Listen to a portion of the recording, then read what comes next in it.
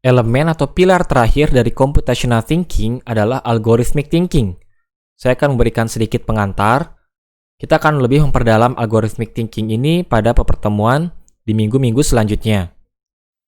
Nah, algoritma atau hasil dari algorithmic thinking ini adalah himpunan prosedur sistematis untuk menyelesaikan suatu persoalan atau subpersoalan.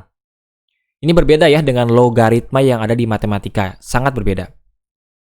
Nah, algoritma ini bisa melibatkan sequence, yaitu eksekusi langkah secara berurutan. Jadi langkah ke-1, kemudian kedua, ketiga, dan selanjutnya.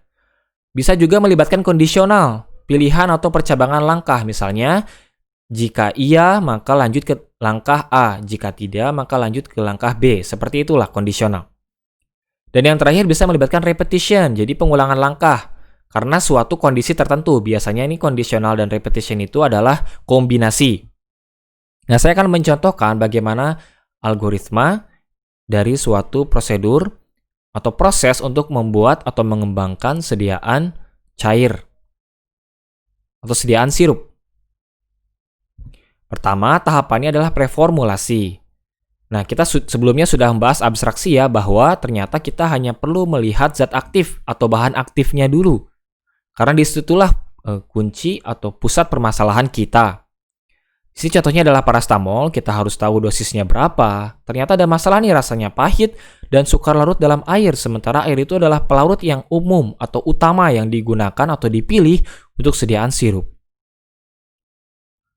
Kemudian sequence atau langkah selanjutnya adalah lakukan formulasi, yaitu menentukan atau memilih bahan-bahan apa saja yang akan kita gunakan, yang akan kita perlukan untuk membuat sediaan sirup parasetamol dalam kasus ini.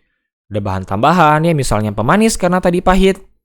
Kemudian pelarutnya harus tepat, apakah air atau mungkin campuran antara air dan etanol atau mungkin menggunakan gliserin dan sebagainya. Kemasan juga sama. Kita harus menentukan kemasan apa yang kita gunakan. Volumenya berapa, itu tentu saja tergantung berapa yang akan kita buat ya produknya. Selanjutnya adalah setelah tahu bahan-bahannya, kita buat.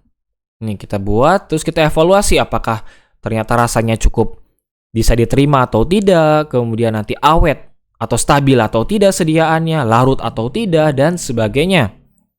Jika sudah memenuhi syarat atau memenuhi kualitas, maka kita bisa mendapatkan produknya.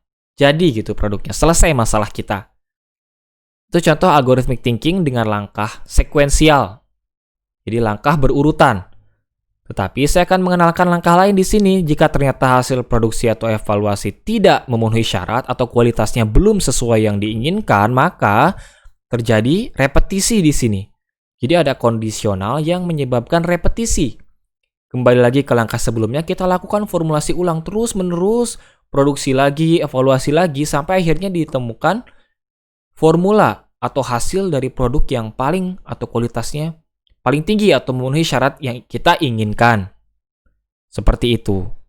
Ini adalah contoh pemanfaatan algorithmic thinking dalam proses pengembangan sediaan sirup. Ini tentu saja saya sederhanakan, pada kenyataannya tidak sesederhana ini algoritmanya. Ini adalah topik terakhir yang ingin saya sampaikan di kuliah ini. Terima kasih telah menonton semua videonya. Jika ada pertanyaan, silakan sampaikan di Teams masing-masing kelas. Untuk kelas saya, kelas 55. Sekian dari saya. Stay healthy and stay safe. Berikut adalah referensi gambar yang saya gunakan untuk membuat slide ini.